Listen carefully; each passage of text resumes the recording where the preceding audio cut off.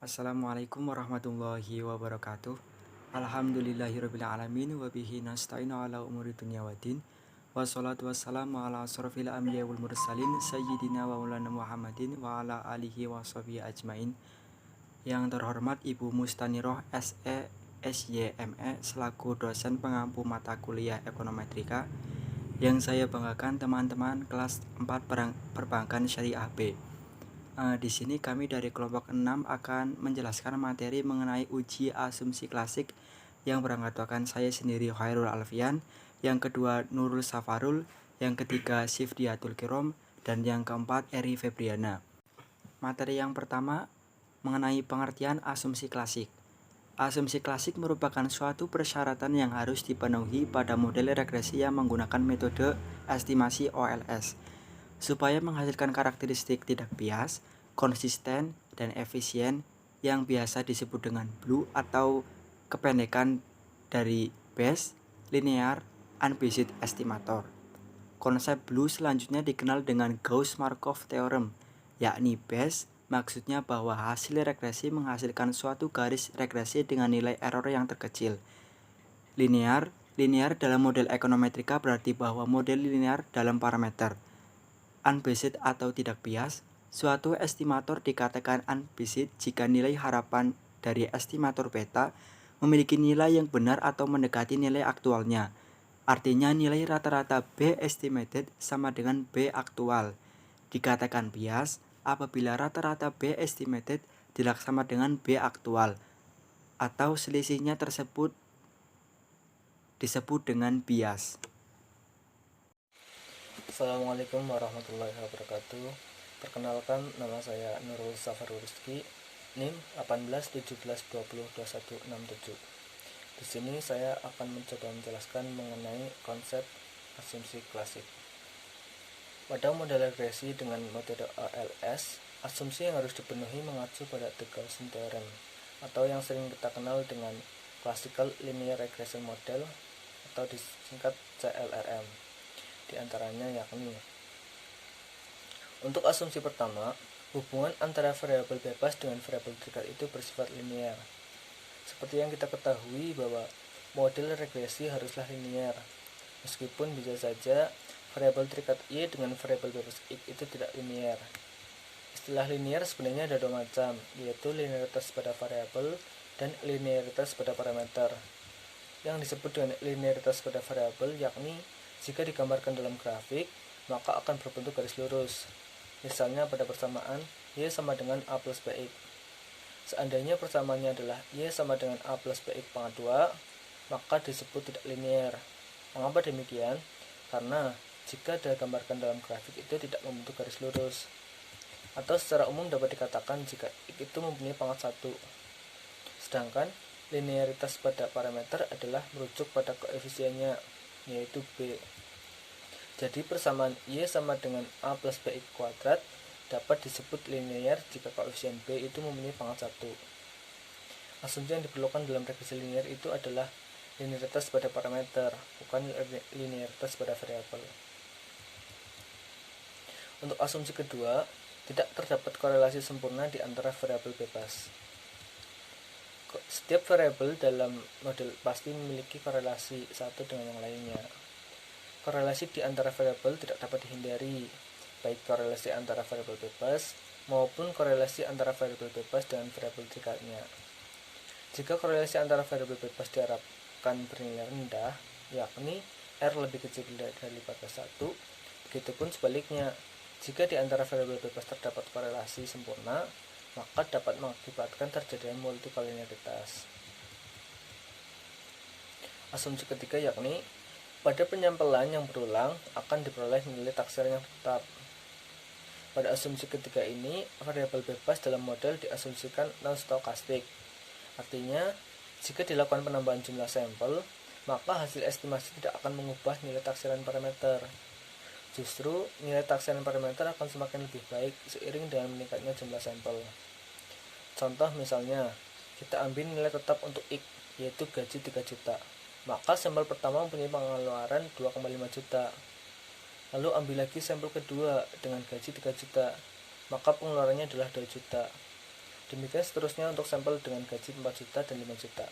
Jadi, nilai X itu dianggap tetap pada sampel yang berulang, atau dalam regresi lanjut dapat diasumsikan bahwa X itu tidak stokastik. Lanjut, masih dalam pembahasan yang sama, untuk asumsi yang keempat, yaitu nilai harapan dari disturbance term atau error term adalah bernilai 0. Artinya, pada nilai regresor tertentu, rata-rata atau harapan dari disturbance term atau error term itu bernilai 0. Nilai Y hasil prediksi dengan model regresi tentunya mempunyai kesalahan atau tidak tepat sama dengan nilai Y pada data. Selisihnya sering disebut dengan disturbance atau sering disimbolkan dengan mu. Nilai ini harus mempunyai rata-rata sama dengan 0 atau eksak. Ketika kita telah mendapatkan garis lurus pada model, maka nilai Y yang sebenarnya bisa berada di atas atau di bawah garis lurus tersebut. Akan tetapi jumlahnya akan seimbang sehingga rata-ratanya sama dengan 0. Untuk asumsi yang kelima, homokedastisitas atau varian dari disturbance term atau error term bersifat konstan. Homo yang berarti sama atau equal, skedasticity yang berarti disperse atau scatter, atau ada yang mengartikan sebaran. Jadi, varian dari error atau disturbance haruslah sama pada masing-masing nilai X. Sebagai contoh, ada 3 orang dengan gaji 3 juta, sehingga memberikan 3 buah error dan mempunyai varian. Varian ini harus sama atau equal dengan varian error pada nilai X yang lain, misalnya 4 juta. Demikian seterusnya. Sebaliknya, jika nilai varian dari disturbance term atau error term bernilai tidak sama untuk seluruh observasi, maka disebut dengan heterokedastisitas. Untuk asumsi yang keenam, tidak terdapat korelasi antara disturbance term untuk periode tertentu. Asumsi ini masih berkaitan dengan nilai error, yaitu bahwa untuk sembarang 2 buah nilai X, maka kedua error itu tidak berkorelasi atau mempunyai korelasi 0. Misalnya, error pada X sebesar 3 juta dengan Y sebesar 2,5 juta, dengan error pada X sebesar 3 juta dengan Y sebesar 2 juta tidak berkorelasi. Pengertian lain adalah, misalnya ada persamaan Y sama dengan A plus BX plus mu, dengan mu adalah error. Jika ada korelasi antara mu dengan mu min 1 atau error sebelumnya, maka model akan gagal, karena Y pada model yang harusnya dipengaruhi oleh X saja akan dipengaruhi juga oleh mu. Demikian seterusnya. Saya Eri Febriana, NIM 1917202074. Di sini saya akan menjelaskan tentang lanjutan dari konsep asumsi klasik dan pengujian klasik. Konsep asumsi klasik. Asumsi 7. Jumlah observasi atau sampel yang digunakan N dalam model harus lebih besar dibandingkan dengan jumlah parameter atau koefisien dalam model. Artinya, jika dalam model menggunakan 5 variabel bebas, maka jumlah sampel yang digunakan harus lebih banyak dari 5. Jika ada 2 parameter yang akan dicari nilainya, maka tentunya tidak mungkin diselesaikan dengan satu persamaan saja atau satu observasi. Kemudian, asumsi 8. Terdapat variabilitas dalam data pada variabel bebas. Data-data yang ada pada suatu variabel bebas, misal XI5 memiliki nilai yang berbeda atau memiliki variasi. Adanya variasi ini sebagai konsekuensi dari metode pengambilan data dalam metode kuantitatif yang bersifat random. Kemudian, asumsi 9. Model memiliki bentuk fungsional yang benar. Untuk mendapatkan bentuk fungsional yang benar, Gujarati menjelaskan mengenai 8 tahapan membentuk model ekonometrika. Kemudian, tambahan asumsi 10. Asumsi 10, tidak ada hubungan linear yang tinggi antara variabel bebas dalam model regresi. Jadi, asumsi ini tentunya tidak bisa diterapkan pada regresi dengan satu variabel bebas atau regresi linear sederhana. Pengujian asumsi klasik. Pengujian terhadap asumsi 4. Nilai harapan dari disturbance term atau error term epsilon adalah bernilai 0. Cara notasi ditunjukkan seperti pada persamaan 8.2 berikut. E dalam kurung epsilon I sama dengan 0 untuk setiap I 1, 2, sampai N. Kemudian pengajuan terhadap asumsi 5. Varian ini dari disturbance term atau error term epsilon bersifat konstan. Nah, secara notasi, var dalam kurung epsilon I sama dengan sigma kuadrat untuk setiap I 1, 2, sampai dengan N. Pengujian terhadap asumsi 6. Tidak terdapat korelasi antara disturbansi term dengan variabel bebas dan dengan periode yang berbeda. Untuk masing-masing korelasi tersebut dapat dinotasikan sebagai berikut. Yang pertama, korelasi dengan variabel dalam rumus E dalam kurung epsilon I, E sama dengan 0. Konsekuensi jika terdapat koneksi antara komponen-komponen pengganggu dengan variabel bebas adalah dapat mengakibatkan terjadinya spurious correlation atau korelasi lancung. Yang kedua, korelasi dengan periode waktu yang berbeda. E dalam kurung epsilon I, E epsilon J sama dengan 0 dengan I tidak sama dengan J dan I, J sama dengan 1,2 sampai N.